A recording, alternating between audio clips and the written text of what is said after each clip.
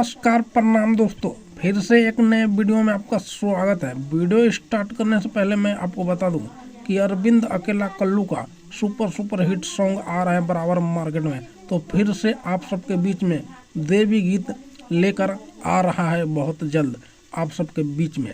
तो आपको मैं बता दूं कि अरविंद अकेला कल्लू का सॉन्ग आ रहा है आप सबके बीच में, दुर्गा पूजा का सॉन्ग है।